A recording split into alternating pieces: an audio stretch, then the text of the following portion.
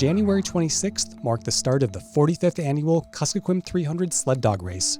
After a January thaw, the Kuskokwim went into a deep freeze just in time to set up a sled dog superhighway. Before the race even began, several mushers withdrew, fearing the toll that the cold, hard trail could take on their teams. With temperatures at 15 degrees below and wind chills threatening to plunge down to negative 65, Alaska's fastest sled dog teams came to Bethel to test their luck on a rock-hard, icy trail. This year's contending teams found themselves in elite company. Defending K300 champion Pete Kaiser took off from Bethel vying for his 8th victory, but to win, his team had to outrun 3 previous K300 champs. Matt Failer, who narrowly beat Kaiser in 2019, 2021 champion Richie Deal of Aniak, and Willow's Ramey Smith, who won the race in 1995. Also in the mix, reigning Iditarod champion and mushing royalty Ryan Redington and rookie Raymond Alexi. The rookie from Kuskokwim has had a hot winning streak coming into this weekend.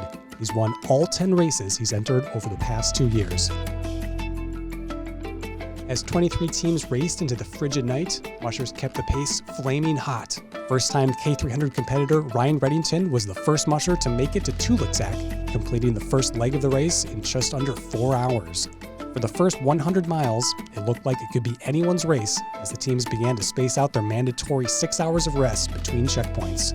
Kuskokwim musher Jason Pavla appeared to be saving up most of his rest for the latter part of the race. Pavla was the first musher into the halfway checkpoint of Aniak. After the stop in Aniak, teams braved the tussocks and frozen lakes of the Whitefish Lake Loop before returning to Kalskag. By the time the front of the race pack reached Kalskag, a clearer picture of the race had come into view. Defending champion Pete Kaiser finished the run from Aniak to Kalskag first and with the fastest time.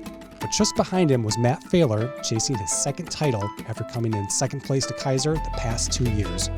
Kaiser left the Kalskag checkpoint Saturday evening just 2 minutes in front of 2019 winner Matt Failer, but by the time Kaiser reached Kuskokwim, he had widened his lead to 37 minutes. After completing the mandatory 4 hours of rest at Kuskokwim, Kaiser took off towards Bethel in pursuit of the win. Sunday morning, Kaiser cruised through the race chute with all 12 dogs at 9:25, securing his 8th K300 title. You know, I don't think we're one of the fastest teams out there as far as raw foot speed goes, but we're real consistent, and we try to string together, you know, consistent runs from start all the way to finish. Kaiser is the second winningest musher in K300 history. If he were to win another title, he would tie Jeff King's all-time record of 9. You know, I think the goal would just be to win another one, but it would happen to be, you know, the 9th one that would tie Jeff. So that's kind of cool. But obviously, we have to come back next year with a lot of good training and a good dog team, and put it all together and see if we could do it again. And that's not easy. So every one of these victories that I've had, I'm very thankful for, knowing, you know, it could be the last. You never know. Matt Failer finished in second place. He said that Pete's mastery of the Kuskokwim terrain makes him almost impossible to pass when Team Kaiser is on their game. I just know how to get second place. We got 5 solid dogs right here that could win. It's just a matter of getting a few more litters and keeping it going. You know, it's not a job. It's a farm. It's a lifestyle. It's a career. So, all the credit to Pete. He deserves another championship because he is the best. Next to the finish line was Travis Beals, who secured his first top 3 finish this year. Best finish.